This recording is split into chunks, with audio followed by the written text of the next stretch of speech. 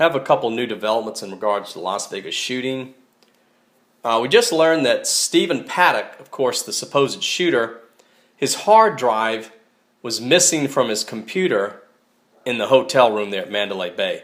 Now, police are just telling us this, you know, ironically, yeah. And on Wednesday, information emerged that adds to the complexity of the case. Mr. Paddock apparently removed the hard drive from at least one computer found in his room at the Mandalay Bay Resort and Casino, according to law enforcement officials. And then separately, Paddock's brother was arrested at an assisted living facility in Los Angeles on possession of child pornography. How? Oh yeah, just coincidentally, they're going after him in every way possible. Tons of lies and deception and just doing everything they can to get something on Stephen Paddock when they can't get anything. I mean, it's the evidence, all the witnesses support that Stephen Paddock was a good person, didn't owe any money, paid all his bills, had a good record over like 11 years at the casinos, nice person, no mental illness. They even autopsied his brain, then they sent it off to some other place to try to dissect it, not finding anything wrong, you know. So now they're going to charge his brother with child pornography. What a coincidence of timing, huh? And then, of course, you've seen his brother come out, his other brother, Eric. I've showed you the videos where he comes out quite a bit during the day, different days, and he will do interviews with the news media. And he's a little bit of a eccentric and wild and strange guy, but he's a nice guy, it seems like. And he sincerely feels the pain for these people that lost their lives, regardless of who shot them. And, of course, also I mentioned before that, you know, in regards to the FBI sting raid that went bad. Well, interesting enough, I don't know if I've mentioned this before, but they found chargers in his room there that had numbers on them that were only the type that the FBI uses.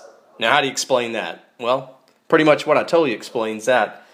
And now they're just coming out and saying that his Stephen Paddock's hard drive was missing. All of a sudden they come out and tell us that. Just out of the blue. What, 2 or 3 weeks later after this happens. Mr. Paddock's activities at the hotel have been carefully tracked. He was a lifetime winner at MGM Resorts properties, which include Mandalay Bay. Their term refers to gamblers who have won more money than they have lost over the years. Isn't that incredible? Raising doubts that whether Mr. Paddock had any grievances against the hotel. He gambled during his stay the weekend of the shooting. Yeah, that's amazing. He's playing slot machines. This guy is pretty smart. I mean, he's beating the slot machines. I can tell you this, one of his, probably the way he did that is play a bigger amount of machines, the $5, $10, $20, $100, because they have higher payouts, percentages higher. And he had the money to do it. And I've seen for myself that people play slot machines. You play the higher end amount, they hit some good jackpots. I've seen it over and over. Quite often, you know, I stay at the Hard Rock in Biloxi. They comp me there. And so... yeah, I know. In the high roller area, in the high end area where they have the higher amount slots, that's where you win the money right there. And that's probably more than likely what he was doing because he liked to play the slots. They also say he liked to play video poker. In fact, last night I was watching an interview. You know, everybody's saying that Stephen Paddock, the supposed shooter, was just such a nice guy. There was one guy last night that said he used to live next to him. I was listening to an interview and they said there's no way this guy could have done that. We know Stephen Paddock didn't do this shooting.